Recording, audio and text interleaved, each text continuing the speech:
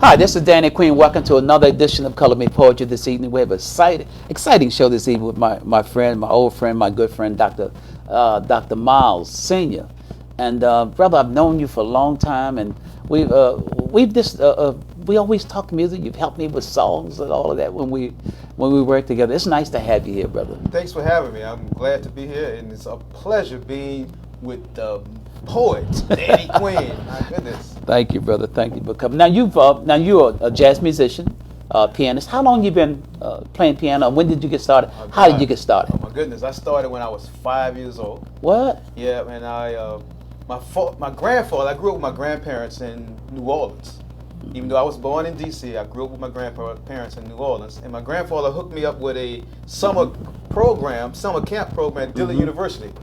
Wow. And that summer, the director of the program, Dr. Hall, told my grandfather, said, keep that boy in music. Really? And so I've been playing. Next thing I know, around third grade, I come home one day, there's a clarinet in the house. So I started playing clarinet. About fourth grade, I was in the band. I'd been playing piano. Unfortunately, in 1965, because of Hurricane Betsy, we had 8 feet of water in the house. Oh, I wow. lost my piano. And it was I guess. I know that hurt. Oh my God. I was 5th grade.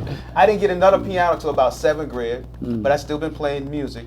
By that time, though, I had transferred. I ended up being in one of those, what they call talented and gifted programs. Right. And so they sent me to another school. They just started having a music program, but I was too advanced to be in that program because they just You were too advanced at what age? This was 6th grade. So Oh, whatever, wow. 6th grade age. And I was too advanced because the school, this was their first year having a music program. But I was in this program where we had our own piano, not piano, but our own music tutor, and we also had our own art tutor, and we were doing what it was called program learning. But anyway, so we had our own choir, and I couldn't be a part of the band because I was an advanced player. But I left there and went to junior high school. 7th grade, I kind of stayed away from doing any of those type of things. But I ended up going to the band choir concert. I think that's Motown calling me. Hey, that's good. Never too late. Never too late. So I ended up playing and going to the band choir concert, and I realized I need to get back into the band. So about 8th grade, I joined the band in high school, in junior high.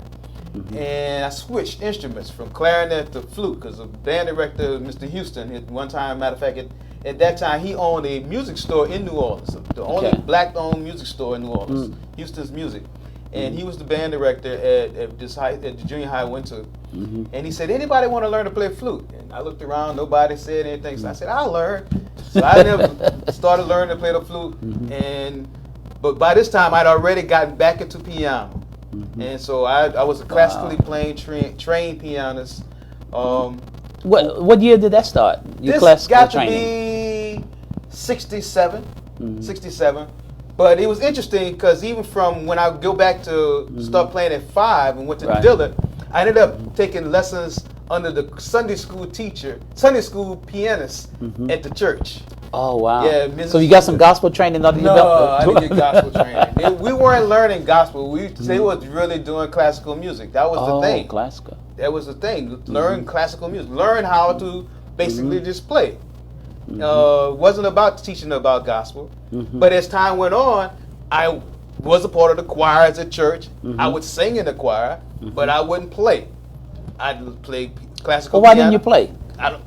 Because I was classically trained, and I was just working on classical music.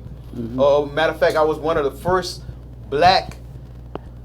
I can say black. Yeah, we black, ain't we? I was one of the first black contest enterers because my teacher happened to be the first black piano teacher in New Orleans, who was a part of the New Orleans Piano Teachers Association. So she was pushing her students into being a part of the competitions. So I would. That was exciting, though. Oh yeah. But I always came in 4th place because they wasn't ready to let a black person. Oh, make really? it the first At that place, time, even though I knew I played all them other. And you couldn't get there. I knew it, but I couldn't get and there. they know it too.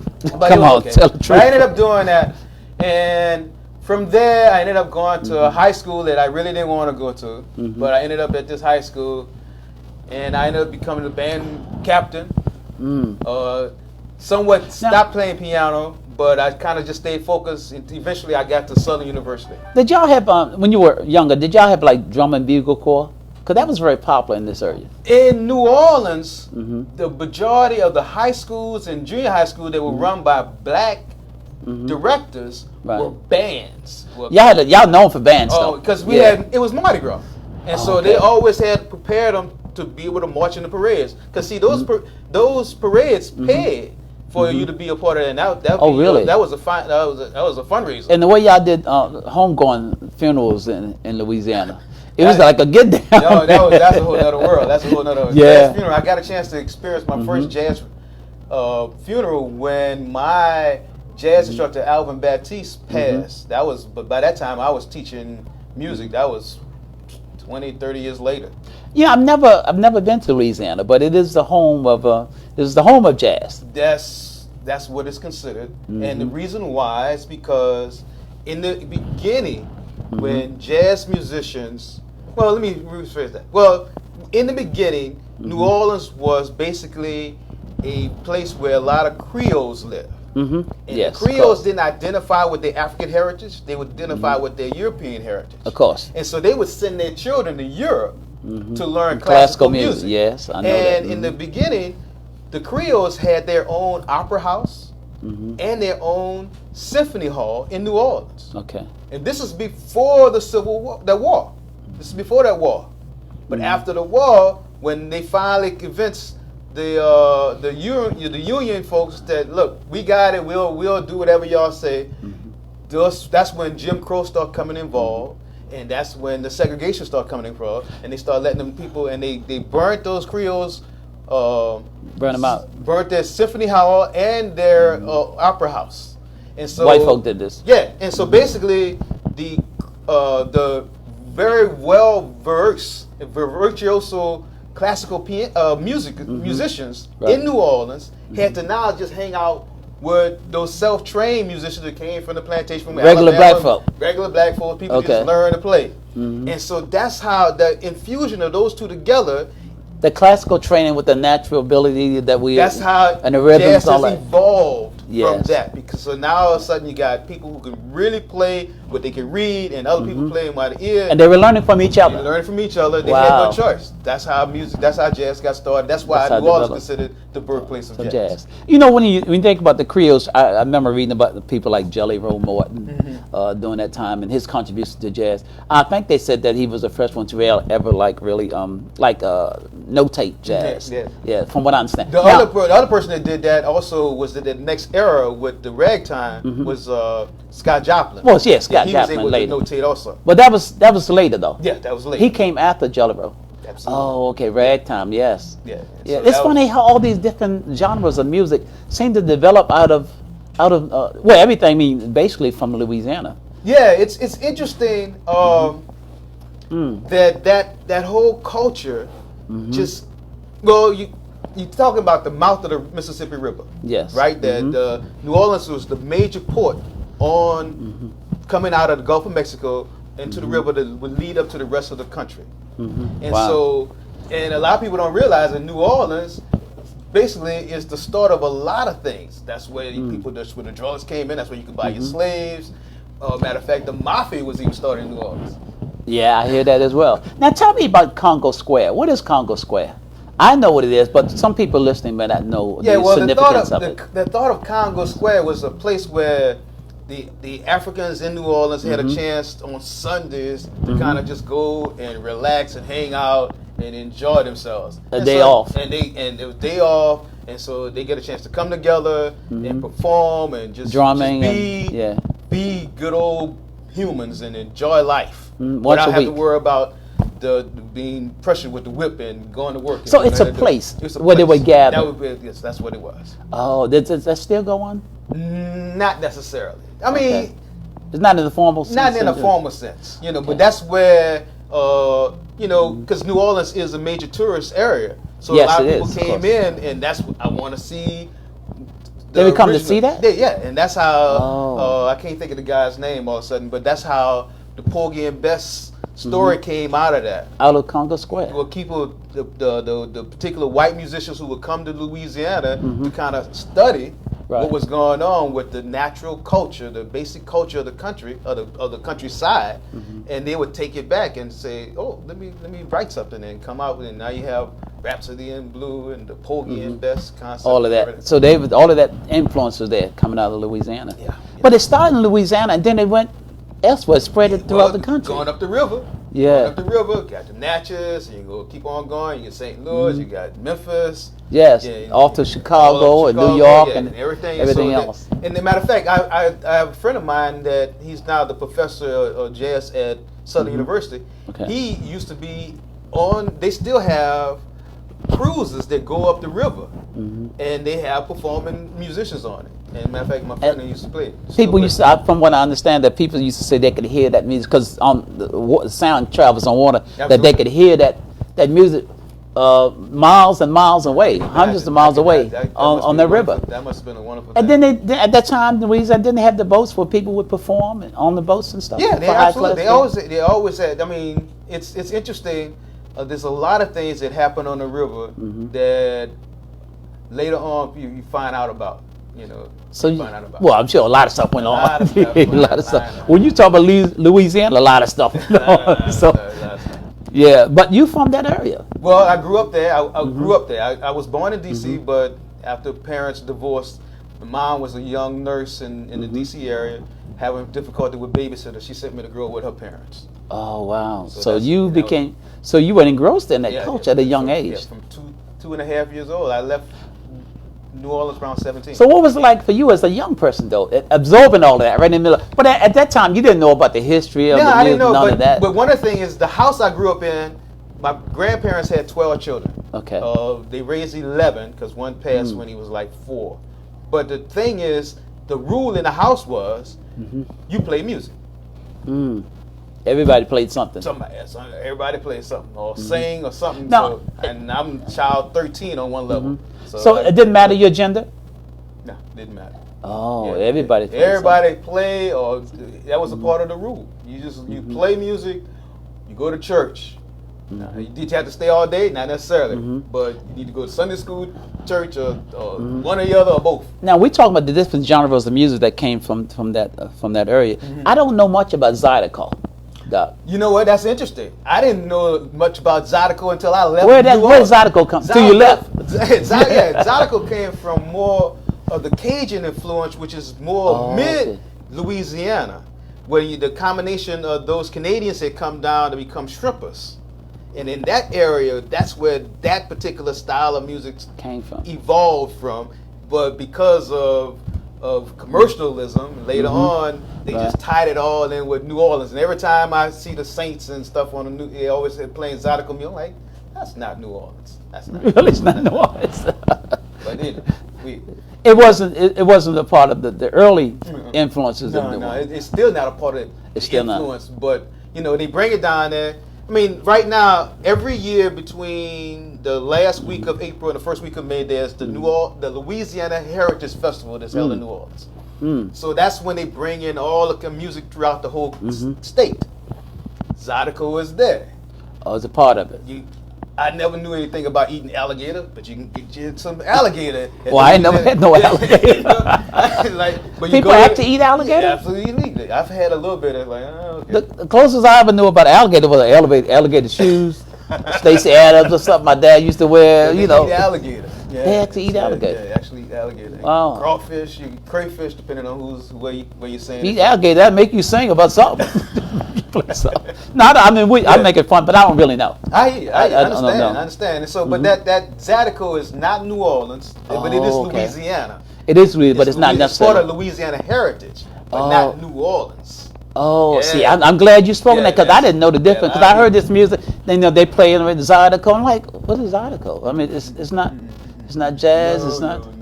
It's a whole different style of music, but it comes out of that to say that those tradition. Canadians who came to Louisiana and started shrimping, and that's a whole era of another areas of the state and a whole heritage that had evolved from that because.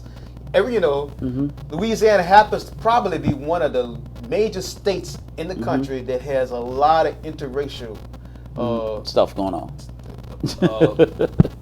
Generations of people. Say it like that. Amalgamation of people. This is a tribute to the late great Louis Armstrong, Heaven Sent, and I'll just read a part of it.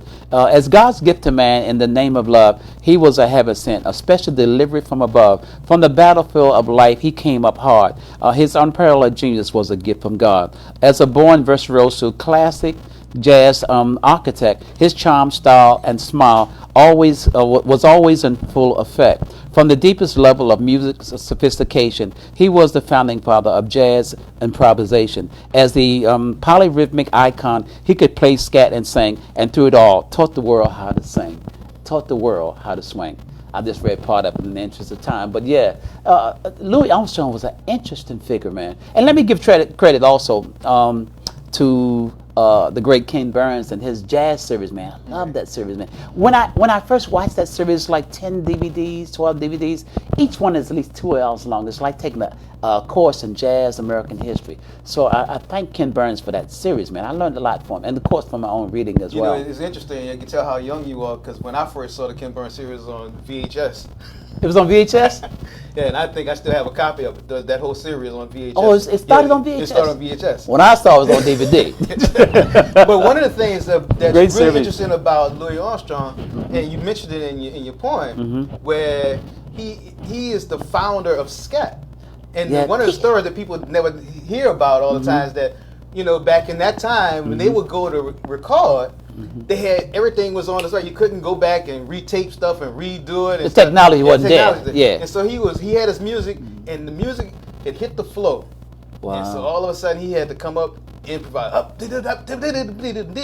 I read that story. So that's how scat got started. That's the birth of scat. He had to just come up with some way to do stuff. Wow, that's interesting. Yeah. Because I mean I didn't know. I mean I saw it on the jazz series, but that was interesting how they said that. I mean there was no formal. It was pretty much by accident. And then you had other great scatters like what's the sister? Sarah, and Ella. Yeah. Oh my goodness. So it just became a part of the music. Now, how many of us know that? Not many of us know that. Those of us who saw the Ken Burns series. You know what? Let me just go ahead and I'm going to go ahead and read the other part of this. Heaven Sent for Louis Armstrong. From the Hot 5 and Hot 7 razzmatazz, he moved like no other trumpet ever has. His place in history is forever intact, for he loved the music and the music loved him back. As the epitome of syncopated pizzazz, Satchmo as an entertainer was God's gift to jazz. Jazz music's one and only native son was a heaven sent to be the chosen one, and from the battlefield of life he came up hard, but his unparalleled genius was a gift of God. Pops, we love you. Heaven sent. Absolutely. You got to think that here we got somebody. They call him Pops. Yeah, you got to. Well, it's necessary to call somebody that's the father. Yes. You know, I mean, he lasted throughout that whole era of the beginning of the evolution of jazz to when he finally passed. What, it was in 1970? Yeah, I think it was in the 70s. Yeah, and so we're talking about 50 to 60 years. Wow. You know, of existence and being that particular type of icon. Now, we talked about Pops Louis Satchmo Armstrong. Now, let's talk about Doc, about some of his influences. Okay. Like King Oliver and... well, matter of fact, King Oliver was, when he got a chance to get with his band, that's when he finally got a chance to go to Chicago. And travel, and find out what was a little different than what's going on in New Orleans. But at first, he was pretty much centered in New Orleans, and then he went to work for his mentor. His mentor, Ken Oliver. Yes. That was a perfect example of getting a chance to really and they would play together in these clubs and stuff. But one of the things I learned is that also he had to sometimes hold back because he was kind of outgoing King Oliver. Yeah, I read that too. So you read that from the King, heard that from the King, Ken Burns. Ken Burns. Documentary on jazz. It's just so much in there, man. It's so much. It's a plethora of information of history. And one time he was married to the great female jazz pianist. God, think of her name. Oh, I know you talking her name. Yeah. and she used to always say that, you know, you better, you know. She said, she's always say, I want my husband to be the best, to be number one, you know. Yeah, and she encouraged him a lot. She was a part of the band at that time. Yeah, she was. Yeah. She was the pianist. Her name didn't come to me, but I remember reading that.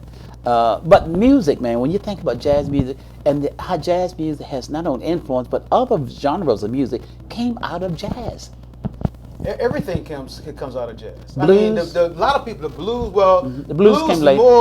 Comes from the spiritualness of the slave songs that were in the done fields. in the fields, and the combination of just bringing them all together and presenting it to the public. The combination of all the above. When you think about other genres of music, why is it that during that time, you know, people would say, well, the church would say, well, that's the devil's music, and this is spiritual, and that's the devil, and you know, all of that. Where did that kind of thinking come from, though? You know, it's interesting. That's a good question, because one of the things I've learned is that, unfortunately, we as African Americans or black individuals born here on the planet, we were built for strength, but we've been programmed for weakness. And so it's interesting how they have somewhat made us feel bad about what we do and who we are and everything that we encounter. Unfortunately, imagine there was a time when all of a sudden the slaves started making drums, and they were playing the drums. So what eventually happened on Saturdays, the slave owners would wake up and realize somebody died or was seen mysteriously killed, or some place burned down. They say, you know what, them slaves must be talking with them drums. Talking drums, come on now. You know, and so they say, you know what, no drums in the church. Well, imagine little Martha growing up in the church. One day, little Martha becomes Mother Martha of the church. She don't know why they say no drums in the church, but she just all her life is no drums in the church. So Mother Martha is now the Mother Martha of so church in this corner, and she's saying no drums in the church. So we've been programmed to continue perpetuating understanding why it happened, and so that kind of thing. And so we find that a lot of they didn't even want guitars, so they even got certain churches today. No guitars, and they're still thinking it's a part There's something of wrong with it. something wrong with it. Yeah. But one of the things most recently, are you familiar with Barry Harris? No. Barry Harris is what they call the last keeper of the bebop tradition, right? And he has a lot of YouTube videos up. I most recently I gotta check him out. Yeah, he said, you know, basically, what I'm doing is the extension of classical music. He said, because the classical music basically stopped in Europe. But it was our music. But the trip part is we came over to America and we took the classical music and evolved it into what we do today. And so it's basically, I'm a classical musician. I'm taking the stuff that they classically did, trained, because they only did certain things in a certain area. When I started studying music, I started realizing that's not what I really want to do. And they made you feel like you're in this box. You could only have a certain particular way to write a song. But that was for that particular style of music.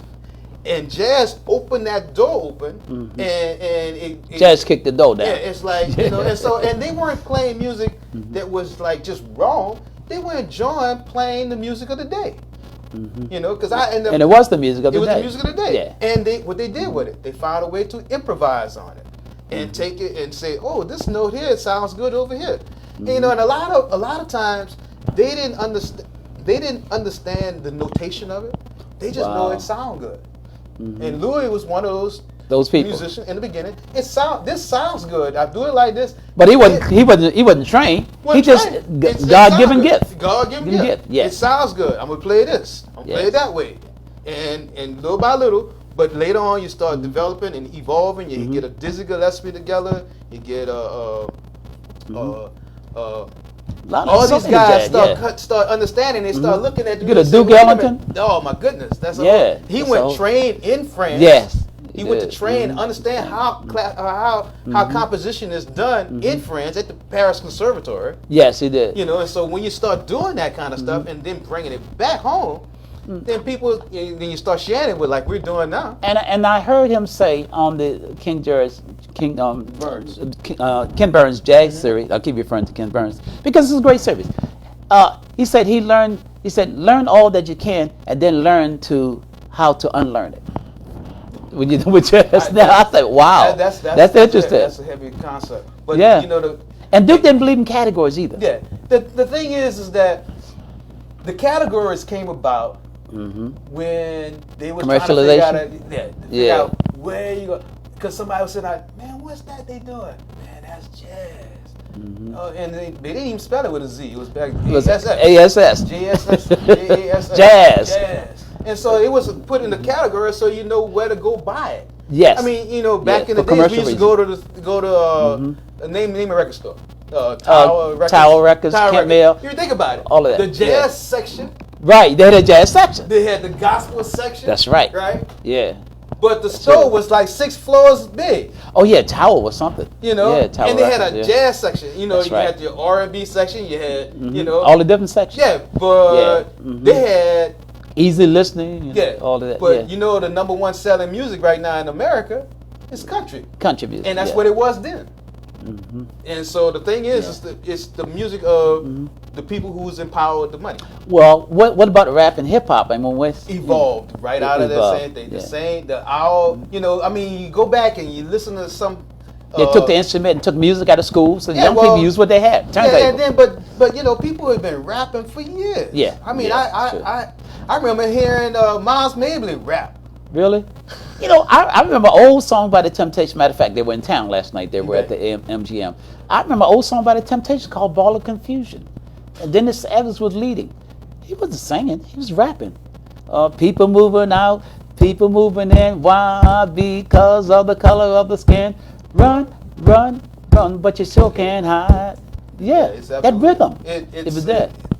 Speaking in rhythm, rapping in rhythm, talking in rhythm. Yes. Everything that we do, as a music educator here for the last 20 years in this area, I talk to the kids and say, the music that you all listen to evolved from something that came before it. It came before it. Yeah, but they don't realize that. But they talk about rap, they talk about hip hop, they talk about go-go, but it came out of something else. And I can remember clearly, it evolved from disco. Yes, disco evolved from something else. The R&B. Yeah. Then you think about all of the other folks that did. And then rock and roll evolved from what? R&B? R&B. Or what they call rock was first, but rock and roll. Yeah, and then you get the Europeans flavor on it. I mean, the Beatles came over. That was a whole other world. And this brother here had a lot of influence. You talk about early rock and roll. This brother here, man. Oh, Chuck Berry. Chuck Berry. And I think about this gentleman here. I'm going to read this piece, Doc, and tell me what you think. It's a tribute to James Brown. It's called "Get Up," a tribute to James Brown, 1933 to 2006. From poverty and a life of petty crime, he was a soul survivor, a legend in his own time. So in love and memory of what only God can explain, he left the world bewildered on the wings of the night train. Born to beast and body, success was in his DNA. Had a mind of his own, the will to make a way. From the Chitlin Circuit to the King of Soul Review, as the Godfather funk, it all started with you. The call and response of his polyrhythmic time made the JB's funk one of a special kind. As a universal soul music mastermind, he put the soul power in a funky good time. He'd mashed potato till he was soaking wet, did the popcorn and broke out in cold sweat. As the taskmaster of the hardest working man fame, at star time, he always lived up to his name. Mr. Say It Loud himself, the super bad native son, as Mr. Dynamite, soul brother number one. So in love and memory of what only God can explain, he left the world bewildered on the wings of the night train. James Brown, I remember seeing James Brown at the Howard Theater. And back in the days, James Brown would give the first 1,000 tickets for $1 himself. That was his thing. First 1,000 tickets get sold for $1, really? And I got to see him at the Howard Theater. I won't ever forget that show. The Howard Theater. Oh my God, that was here in DC. Yes, right here. Wow, I never remember seeing. Yeah, it was amazing. But he would do these live shows in New York at the Apollo too, man. I was like, wow. And you could hear that, you could feel the rhythm, the energy, the electricity in that music, man. Oh yeah, I mean, even on the recording. He was taskmaker though. Oh yeah, they say he used to ask him. James didn't. You missed Jay the didn't play. note. $25. You're fine. And that actually happened. James was. They say James built a stage like this. You messed up. That's $25 off your pay. The JBs were tight, man. Yeah, they were tight. That was Yeah. matter of fact. I'm thinking about the saxophone player, and then you had Fred Wesley play trombone. Yes. I got a chance to work with Fred Maceo. Wesley. Yeah, Maceo Parker. Maceo Parker, right. I got a chance Yes. to work with Fred Wesley some years later. Oh, you did? Yeah, he ended up being the musical director for a group that I ended up playing with and on tour when we were opening act with Teddy Pendergrass to turn out the light tour. Talk about it. That turned off the light thing. You know, I did a piece on Teddy too. You know. That was amazing. What was that like? That was Now this is when he did those special for women only shows and stuff all over the country. Pretty much. Yeah, Yeah. that's when the splits came out. I won't ever forget that. That was Splits? look, the split dress. The dress was split in it. Oh, on the side. Oh, This my is God, your man. yeah, man. Oh boy. I don't care what size, what color you were, you look good in a split. That was just Wow. one thing. And we got a chance. Matter of fact, I played with Teddy for 3 months. Well, at least we were opening act for his show. Okay. And I was like in Detroit, New York, Miami, and LA all like in 10 days. Oh wow. That was What was that like, Doc? Oh my goodness, it was fun. It was fun on one level. It was taxing on another. Why? Why was it taxing? Cause first of all, they told us to pack for 2 weeks. Okay. I didn't know they mean pack to be able to survive for 2 weeks. I thought we were gonna be back home in 2 weeks. We didn't get back home to like another 6 weeks. Oh my goodness. Right? Oh, wow. You know, and so we go on the road, and I'm playing with this group. It was called Alton McLean and Destiny. She had a hit out. She was from Baltimore. Matter of fact, she is from Baltimore area, and she had a hit out called "It Must Be Love," and that was in '79. Wow. And so she ended up getting the opening act for Teddy's Turn Out the Light tour, and we got a chance to travel around. That was an honor, wasn't it? That was Because Teddy was hot at that time. Teddy was hot. I mean, I remember telling my mom that I'm on the road with Teddy. She's like, okay, that's nice. You know? But then she went to get her hair done, right? And she said, what's your son doing? Well, he's on the road with somebody named Teddy. He's on the road with Teddy Pendergrass? Yeah, I got him on the cover of Ebony right here. Look. He's like, oh. Wow. I'm like, oh. So mom didn't realize. Yeah, she said, oh, he must be doing something then. Yeah, that must be exciting. Yeah, but it was fun. We got a chance to really find out what it's like, because what the tours were divided between every 500 miles. Yeah, because they didn't want people to come. They were trying to raise money. They make money. Right. They sell tickets. Because you don't want people to say, "Well, I've seen him already." Yeah, so they play one spot and go another 500 miles away and play another spot. So we'll be traveling all over. It was. Wow. And you on the road for like 6 weeks? No, 3 months. 3 months. 3 Oh months. wow. Yeah, man. with them. But before then, I got a chance to experience 6 nights opening act for Smokey Robinson. What was that like? Oh Man. That was Baby, let's cruise. That was amazing to see. You was cruising around with Smokey. Smokey. Everybody that just used to watching on TV. Now I get a chance to be part of it. be a part of it, and then play our act and hurry and go change and come back outside to see you and be either backstage or go in the audience to be a part of the show. They also got a chance to do 6 nights with People Bryson. Wow. That was. Yeah. Well, let's keep people in our prayers also, because people, he had a stroke. Oh no. Yes, yeah, the last several days. So let's keep people Bryson Gotcha. in our prayers as well. Absolutely. But it was amazing. I got now to think about it is because you going into your concept of Motown, the 60th anniversary of Motown. One of the things, some of the times, the show was us and somebody else in the middle. The majority of the show was with Mays, but there was sometimes it was Rick James. Some other times it With the Stone City Band? Oh my goodness. With the Stone? I don't know if I should be able to expose those folks like that. Hey, everybody know the Stone. Well, you think they call them Stone City Band? Yeah, I wanted to show this big beautiful book here, and because this is Motown's. This is the 60th anniversary of Motown, and this came out, man. And I saw this in the store, and I just went and grabbed it. I'm like, I am not gonna leave this store without this book here. And it's a beautiful book. I mean, it's so comprehensive. It's a big, thick book, man, and it's in accordance with the Motown 60th anniversary. So I definitely want to share Motown that. Everything, It's a major man. part of my life because Really? I got a chance to Talk see about it. the Jackson 5 at the Cole Wow. Field House. I remember I was in town one summer because my mom still lived here.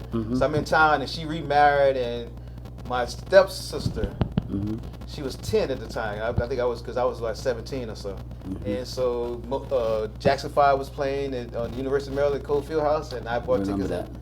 I took my little sister to her first Wow. Jackson 5 concert. How old was Michael then? Oh, He was a little kid. yeah, they were little. They were little. Wow. Because years later, I saw them when they left Motown and became the Jacksons. Now I want to talk about the importance of Motown, and because what Motown did has never been done before. But first, I want to share this this tribute that I did to Motown for their 60th anniversary, and it's simply entitled "Motown," a tribute to Berry Gordy. The sound of young America back in the day was the soul of Tamla Motown. Gordy and Hitsville USA Survey. From a stroke of genius to the sky's the limit dream, Motown was America's #1 hit machine. With a signature sound etched in timeless glory, Motown songs always told a true-to-life story. Friday mornings were always a true acid test to see if a new record had the sound of success. From rags to riches to the Motor City sound, to the Motor City Soul, the sound of young America will never grow old. With a soundtrack to One in a Million You, the show hit the road with a Motown review. As a master musician with the power to spellbound, the Funk Brothers put their soul in the Motown sound. Hit-making, trend-setting, crossover, colorblind soul was the custom-made sound of black gold. Through artist development, hard work, and quality to control, Motown helped redefine the very meaning of soul. From a stroke of genius to the sky's the limit dream, Motown was America's #1 hit machine. Motown, with a family loan and a made-up mind, Motor City Soul changed all of America for all times. Out of the mere motto, pay, save, and reinvest, Mr. Motown created a soul-stirring saga of success. Young America, as the soul of the sound, was the core essence of the music in Motown. With Ken and Kendrick's spirits all in the air, Motown in Hitsville was a family affair. From a stroke of genius to the sky's the limit dream, Motown was America's #1 hit machine. As a visionary pop and soul hit maker, Motown was a #1 record breaker. The sophisticated soul of the Motown sound turned the world of pop music upside down. With fearless, first-hand, creative soul innovation, Mr. Motown made all of the world a Motown nation. The heart and soul of the inner city sound was the magic, the music, and the memories of Motown. From rags to riches to the fortune and fame, the sound of young America will never be the same. Motown. You know, it's interesting. Motown probably established the concept of business of music in our community. And I'm talking about the African American community. One of the most successful black record companies in history. I mean, because we never really thought about making sure that we maintain possession of our product, and get paid for it. And get paid for it. Because even today, Smokey Robinson, I think, gets a check every week in the mail. Every week in the mail. Because he got over 700 songs out there that's being used across the planet. Some form of fashion. Some way, it's either on the radio, Broadway, in the movie, some television. It's amazing. Somebody is paying him royalties, and he gets a check every week. Every week. Every week. Every week. Wow. Over That's 700. Over 700 songs. Yeah, you got it. Yeah, Motown is, like I said, they have established themselves and established the concept so that we, those who are coming behind, say, you know what, we got to make sure we maintain our product. It's interesting because I heard Berry Gordy and I heard Smokey Robinson at the time that Berry Gordy said, well, we're not going to do black music per se. We're going to do music for all people to enjoy. And that was their concept. But I mean, of course, it was still black music. But it was music, and I guess in a way that any and everybody can enjoy. And Motown sound is just, worldwide. Yeah. And I've never been to the Motown Historical Museum in Detroit, but it's amazing what they did with what they had in terms of technology during that time. Then they had 48 tracks. What they had? 4 tracks? Yeah, but they had the Funk Brothers. They had the Funk Brothers. Lord have mercy. They had the Funk Brothers. That's right. That's one thing they had. They had the Funk Brothers. Amazing just to have the Funk Brothers. Some amazing musicians who could play whatever they needed. But a lot of them had jazz influence as well, too, the Funk Brothers. Right. And one of the main people that they trained? Who? Stevie Wonder. Oh yeah, yeah. Stevie Wonder. Yeah, I remember one of the Funk Brothers saying on this documentary that I saw, when Stevie was little, he's of course blind, and they would show him different things, chords and stuff. He said that went on for about 6 months, and then he said after that, Stevie didn't need us no more. He went on his own. Speaking of the Funk Brothers, this tribute to the Funk Brothers, Motown Studio House Band. As the heartbeat behind the Motor City's inner city sound, Inner City Soul is the story behind the story that's never been told. They had no fortune, they had no fame, they had no glory, but still the stars behind the stars in the Motown story. Their gift of song was a creative crazy glue for the sound of soul the whole world was dancing to. As the soundtrack for the legendary saga of success, they gave their all and always gave their best. Their magic and their music gave birth to the sound music lovers the world over came to know as Motown. Down in the snake pit of Hitsville Studio A, the work of the brothers was the order of the day, was the order of the night and the day. The Funk Brothers, as Motown's only studio house band, was always on standby and always in demand. They had no fame, no fortune, and no glory, but still the stars behind the stars in a Motown story. Yeah. The Funk Brothers. The Funk Brothers. Matter of fact, I just recently saw a young lady. She was auditioning for The Voice, and one of the Funk Brothers was her father. Oh, really? Yeah. Wow. I don't know where she is today because I stopped watching it. I just been too busy. But she talked about the fact that she really was glad to have her father as her father, somebody that, and the influences she got from being around the Funk Brothers and in that whole industry. Well, and within the Funk Brothers, you had James Jamerson. And then you had people like Benny Benjamin, the drummer and the bass. I mean, that drummer and all the Funk Brothers, really, because I'm going to give credit to every one of them. Yeah. But those guys was something else. But we didn't know because during that time, the reason why I wrote this piece, they didn't get credit. Yeah. They was nowadays, all the musicians get credit on the, on the liner notes and everything. They didn't get credit back then. Yeah. They just got paid and move on. There was some. I haven't written the piece yet, but I want to. But there's some young ladies who were also an integral part of Motown who never got credit, and they were called the Andantes, and they were the background singers. Background singers to everybody. To everybody. As the kids said, everybody.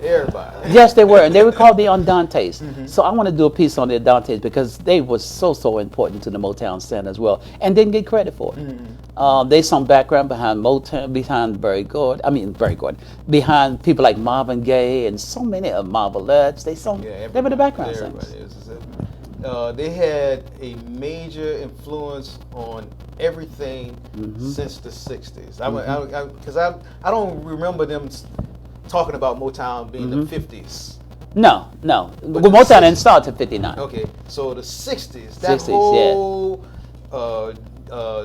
era, that decade there just kind of just cultivated them to that we even talking about them today. I remember reading about Berry Gordy in the early days when he used to write for Jackie Wilson, and that's how he met Smokey Robinson, as the story goes. And they had these records out. They even, they would get royalty checks, and even look at the checks.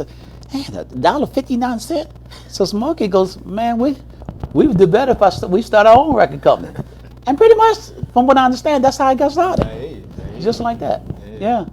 It's amazing that we have to evolve from little things like that to where we here 60 years later just got this book, but this book was $60 by itself. And this is just one of the millions that got sold. And I'm sure they make sure they get in their piece of it. But it's interesting because it's one thing about music is the fact that it's a business. It is a business. Yes, no question. And Berry Gordy, to me, people say what they want, but Berry Gordy was a master.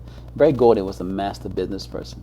He really was. I mean, he brought up. If it wasn't for someone like Berry Gordy, we wouldn't know who Donna Ross is. We wouldn't know who Stevie Wonder is. We wouldn't know who the Four Tops, Temptations, all those people. We might not never know who these people are. Absolutely. We wouldn't know. Also, I want to talk about still in music, but I want to talk about Stack Records out of Memphis as well. You think about Stack Records and all the great black artists that came out of Stack Records, like the Staple Singers, and Aretha recorded down there as well. Isaac Hayes and all those people, man. It's just amazing when you think about it. I had I don't know if you remember William Bell. I had a student that was at Forestville Military Academy with us, and he just went to Memphis over the summer. Really? And he's walking through Beale Street. Oh, Right? really? And They have a museum also. And he called me up and had me walking. While he's walking, he's FaceTiming and showing me all the different really? things. But he's this Memphis is Memphis, a yes. major, another stepping stone for our whole community of what we have today is black music. Yes, and this is a piece to the late great Black Moses, Isaac Hayes, 1942 to 2008. In the name of Hot Butted Black Gold, he was the architect of the Memphis sound of soul. As a port laureate of Pillow Talk orchestration, his romantic rap was a rhapsody in temptation. As the bald-headed soul man in a gold chain vest, he gave the world hot-butted soul at his best. The pure power of imagination was his one-of-a-kind soul creation. As the soul maestro who scored the theme to Shaft, his gift of song to the world was his true epitaph. His music and love and memory will forever live on the very depth of what he gave us. As Soulsville's native son of certified gold, he will always be the Black Moses of our soul. As the bald-headed soul man in a black gold chain vest, he gave the world hot-butted soul at his best. Black Moses. Black Moses, yeah. Black Moses. Stack records, man. And the first thing comes to mind is Shaft.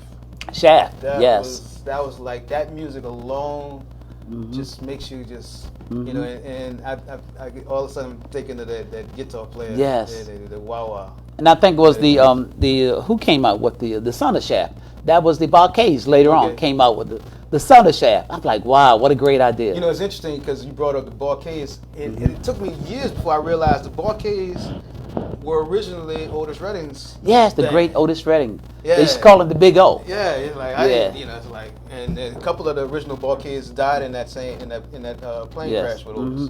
Yes. But it's sitting in the morning sun. sitting around, singing a song about doing nothing. Yeah. Wow.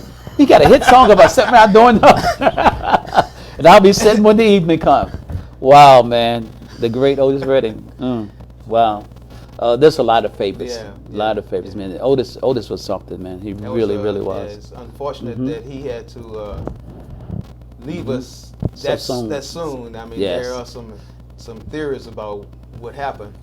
But I know there was the talk. One of the things that came up in our community is that he was in the process of starting a black music union. Really? Yeah. Wow. Leave it at that. Well, yeah. Okay. Yeah. Well, I mean, I've heard those stories. So, Also, want to talk about the music and the influence of Philadelphia International, moving north to Philly, the Philly sound with Kenny Gamble and Leon Huff as well. Doc. Did that have an influence on you?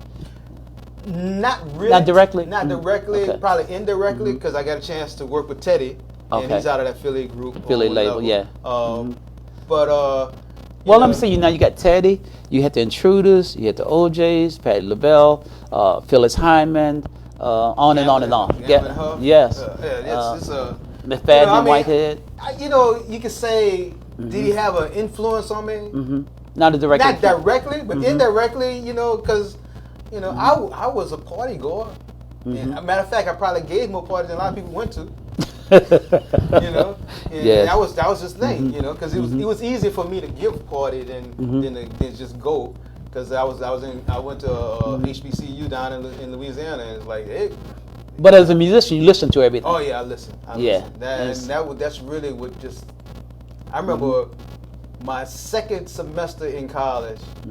I never went to class because I was just so busy listening to the music. You never went to class. Never went to class. Well, this got big. I had my roommate. His band director ended up moving up to where we were from high school band director. Okay. And he started teaching middle school there. And so we would go by his house. The next thing I know, we didn't miss class. Wow. And we sitting around because he had an album collection like from that wall over to this wall, and we just go through each album and just take. Really? And that whole semester, all I did was that listen. impact you as a young person. Goodness, that was amazing. So you were in class, not directly. I wasn't in. Right, quote unquote. Academic, with the academia, or whatever. Well, speaking of jazz, I also learned from the Ken Barron jazz theory that Miles, when Miles was in school at was it Berkeley, Miles spent a whole lot of his time in Harlem, learning in the field. He was the at great Juilliard. musicians. Juilliard. I'm sorry, Juilliard. Yeah, he spent a lot of time in Harlem. You know, you got to go where the music is, and go where you're being led. You don't even realize that how much the God is influencing what you're learning and what you're getting. A lot of times, because I go back now and start reflecting that, for example, one of the things most recently, I went to Manhattan School of Music. Oh, really? What was that like, Doc? Oh my goodness, it was amazing. It was amazing. But I was one of few black individuals there working on a master's degree in jazz and commercial music. Oh, wow. The trip part was, and I just recently, I'm talking about when I say recently, within the last couple of months. Okay. I realized because I'm writing my memoirs about my experience in New York. I lived in New York 10 years. Okay. But anyway, I realized that the Lord led me to New York to go to this school. I ended up living with my uncle for about 3 weeks. First week, I got a job. No, first week I got in school. Second week I got a job. Then at the end of the second week, he said, you only got 3 weeks here. So I had to find a place to stay. The place I was led to was 2 to 3 blocks away from my school. But I didn't want to live there because it was with a family in a room. Okay. And I'm going back and realized, man, God led me to a place where if I would have stayed there, I probably would have finished. And on time and did everything, and then I would have been walking distance to the school. Wow. But I ended up staying. I wanted my own place, since I lived in Brooklyn all the way across town. Because Manhattan School of Music is down the street from Columbia University, so I got to catch a train and then ride and walk up. You was thinking about that? Yeah, all that kind of stuff. But I just wanted my own place. But it was interesting. I realized how much and then sharing how God will lead us to the things that we're supposed to be doing, because He put us here for a reason. Doc, as a musician, how have you seen popular music change over the years? That's interesting you say that, because I had one of the things about being here in this area, in this area, especially during the summer, and when I got to become a teenager, I have had driver's license since I was like 15.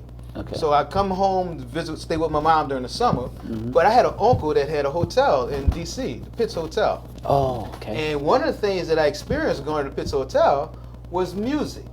Lots of music. That's when I first heard Chuck Brown and the Soul Searchers. What? Come on down.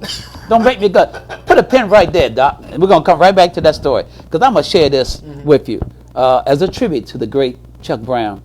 The Godfather Go-Go, a tribute to Chuck Brown, 1936 to 2012.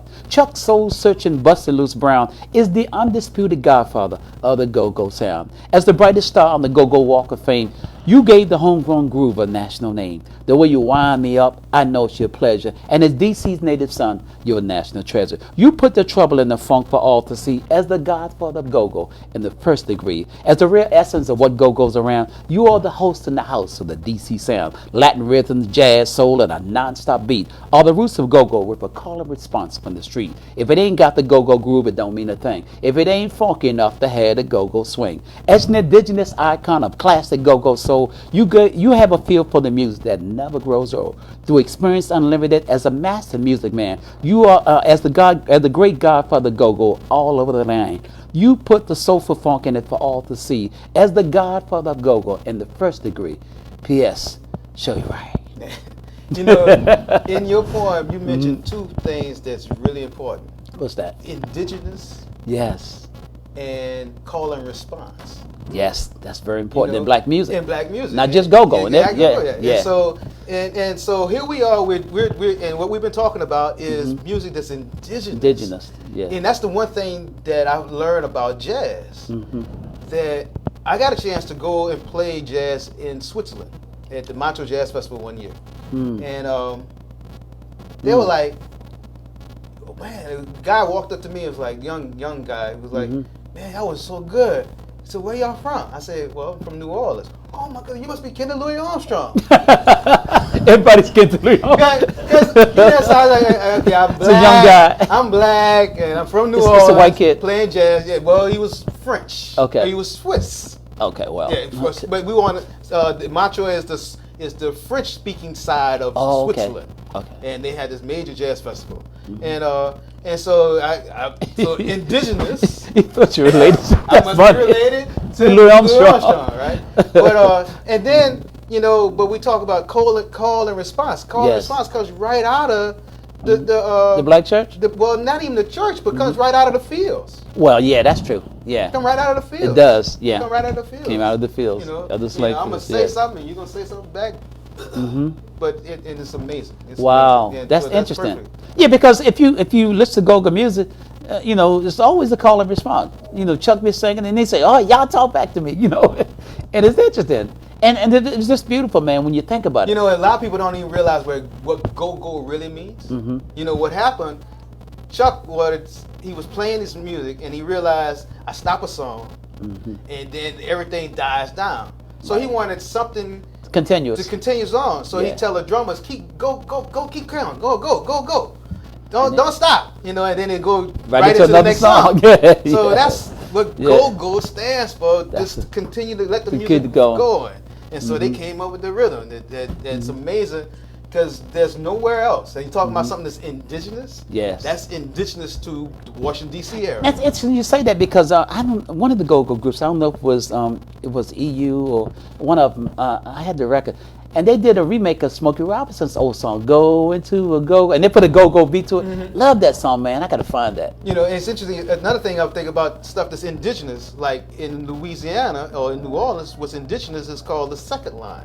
Second line. Yeah, and you're not gonna get that anywhere else but from New Orleans. The second line. What's the second line? The second line is like after every party, they're gonna play a second line. And it's something where everybody get together and they're going to get in the line and march on out the party. Really? But it's one type of song, we call it Soul Train line. That was before the Soul Train. Oh, long before Soul Train. Before, it wasn't that, the Soul Train line was get a chance to right. show your because that was skill. 70s, yes. But the second line was everybody knew in New Orleans, you hear the second line, that means it's time to go home. Oh, really? Maybe you don't have to go home, you just got to leave here. Oh, well, around here, they just flash the lights, so y'all ain't got to go home, but you got to get out here. They would flash the lights in the club. The second line, that was the thing. Wow, and they call it the second line. And the first thing you hear, a trumpet go, da-da-da-da. Really? Da-da-da, da-da-da-da-da-da. Come on, Louisiana.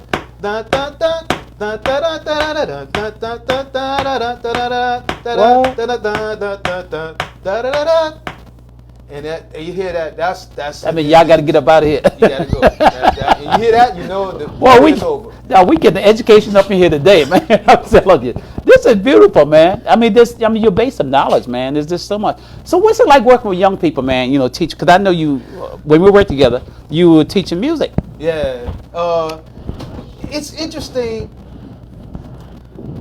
because I got some mixed feelings about it, and then I got some happy feelings because I got a chance to experience Give me a little bit of both. One of the things that's happy, I got a chance to, I worked in DC first 9 years teaching. Matter of fact, before I started the DC, I did private schools for a while. Okay. I was the main instructor in about 9 different private schools that had taken music out of the curriculum. So what I would do was go in and introduce the concept of we're going to have music this year, and the principals would allow me to come in and share that with the students, and then anybody that's interested, then they could fill out the card, and then I send it to my company, and they could rent instruments from it. And I come in, they would allow me to come in. We call them pull out. I could pull out kids to do a class. Oh wow! All right. So I did that for 3 years until I ended up training my next supervisor. That's another story. Another story. Next thing, then I get it. I decided I was trying not to get a job teaching anymore because I realized I had 150 kids out of 9 schools that was in the band. Wow. And 15 would practice. So that was a little depressing because I'm like, I could be practicing myself. But anyway, so I decided I didn't want to do that anymore. But then my wife said, they offered a bonus, $1,000 bonus if you go sign up as a teacher in DC. I'm like, oh man, I don't know if I want to do this. But anyway, I showed up to the job fair about 4 o'clock that afternoon, and they said, after they looked at my resume, we got a spot for you. And so next thing I know, just like that. And next thing I know, they said you're going to start at $36,000 a year. I'm like, Call my wife, hey, look, I'm starting from 0 to 36,000. Wow. Like that. That's it's a like, blessing. wow. Wow. And so I ended up teaching in D.C. for 9 years. I had a chance to really work as a choir director and band director. So you did both. You did choir as well. Choir and band. And I did that only reason, and most people don't get that type of certification, but when I was in school, I was in the band. When I was at church, I was in the choir. When I got to college, I was in the band, the concert band, the marching band, the jazz band, and before I left there, I had been in the choir.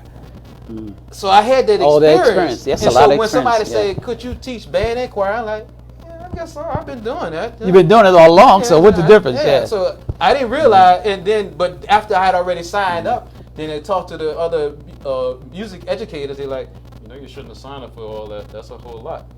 Oh, really? But what happened, I was there to help get things started. Because they had, matter of fact, when I came and met with you over at the military academy, they hadn't had a music program. Because we met at Forceville, yeah. Yeah, they got rid of it. But anyway, that's so right. I'm here building. I remember that. So I'm here working with the band, working with the choir. So I had, only problem that I was running into was that kids was coming to the school with no musical experience at all, and especially band. And you really need to practice to be able to play an instrument. And you should have started probably in 4th grade. You get to 9th grade, and you're in a room full of people who don't necessarily play, but maybe 2 or 3 who's been playing. That doesn't influence them. Yeah. What influence them is the ones who don't. So I find. Here come Christmas time, or I can't say Christmas in public school. Here comes the winter break, right? And then you say, I need y'all to practice, and so we'll come back in the new year, and the kids come back, and the instrument's still sitting in the band room. So eventually, I evolved to say, let me just have the band, the marching band, and then I would have a drum line, but I would work with a choir because people sing. You've been singing, you probably sing some kind of way. Oh, you like? See, I didn't know that's what you were dealing with. Yes, that's kind of stuff. So you had kids that had. Some of them had no experience in music at all. None. It's different than kids who are actually musicians, been playing all their life. Right. And one of the things, every once in a while, I had a student who actually was with me in 9th grade, 10th grade, 11th, and by 12th grade, she's a senior, and she's president of the choir. Oh, okay. You know, and so because her experience, and I could sit back and, matter of fact, and next thing I'm working to have the kids run the organization, and I like, y'all bake the cake, and I'll come and put the icing on it. Wow. So that worked. Yeah. That worked much better. Now, the only bad part that I would like to share that's disappointing is that I'm learning that there are a lot of teachers right here in the Washington, D.C. area who are not certified music educators. Probably the principal knows somebody at his church that play a little music or sing, and he said, but they're necessarily I got certified. a job, I need a music teacher in my school, and so they end up hiring them. Oh. And they might hire them as a long-term sub, and not necessarily because they're not necessarily a certified music educator. Right. You know, and then I'm learning that there's only 2 schools in DC, colleges that have music certification programs, and I think that's UDC and Howard. No, 3. The other one is Duke Ellis is a high school. The other one is Catholic U. Oh, okay. All right. Other than that, and those teachers sometimes when they graduate, they end up going other places around the planet. Wow. So music been put on the back burner. Yeah, but there's, to me, what I'm noticing is a conscious effort to make sure that our children don't learn music, because the data says around planet Earth, is that? all 70% over 70% of all lawyers, doctors, and scientists study music. Music is a great discipline. Yeah, and so why is that? Is it true that a lot of jazz musicians have very high IQs? Yeah. And so and Winton was, matter of fact, he went to the top school in New Orleans. His IQ, his brother is amazing. Another person, you know, and all his brothers. Bradford. Yeah, and matter of fact, I got a chance to study. Had that song called Cow Funk that I love. So instrumental. The thing is that there is an effort to just continue the kids to not have to study it and just get a little bit of it and move on, because they really there's so much to learn. I'm seeing something. I really don't want to say this, but I'm seeing where somebody has it where the kids are coming in elementary school with 30 minutes of music a week. Wow. And if you multiply that time a school year, which is 36 weeks, Yes. that's about 18 hours of music That's not a lot. year. That's not a You lot. can't study nothing in 18 hours. You can't study what you do here, this poetry, in 18 hours. It's a lifetime for me. In a year. Yes. You know, and even if you multiply that times 10 years, that's only 180 hours. Oh, God. You know, when I got to college, they told me I was going to have to practice 8 hours a day. I was like, what? You know, but now I miss it. Yeah, but that's part of the discipline. Yeah, but you learn. But and everybody's not going to be. You heard I said 70%, over 70% of all lawyers, doctors, and scientists study music. Yes. You can't study something in 18 hours a year. Yes. You can't study it. So what do you think needs to be done to bring back the music program? The conversation, we need to constantly Start with conversation. Start with the conversation and make everybody realize how important it is in all Areas. areas, in all indigenous elements of this particular nation. Because you go to some other nations, they making sure their children get music. Wow, we've been talking with Dr. Miles, Dr. Melvin Miles, jazz musician and master musician, in my opinion. Doc, we thank you for coming and sharing with us. How can we get in touch with you, Doc? Oh, I know you're working on your memoirs. Tell us a little bit about that quickly. Yeah, I'm working. I'm writing some of the things that I experienced over the years. I'm kind of deciding if I ought to do it in segments or put it all together in one book. One great book. Yes. But it's looked like I don't know. But I finished one section. Yes, I finished it's coming. I got a 3-year period that I wrote that I experienced when I spent 10 years in New York. Wow. And so that was a whole different era because I had a motivation. And one of the things that I grew as I ended up getting involved with a young lady, and I ended up having children. That she lost our children to the system. And so I did everything in my possibility to make sure I got custody of my kids. And now my son is 28 years old, my daughter's 27. And your son's a musician. Yeah, my son is a musician, and now he's teaching English in China.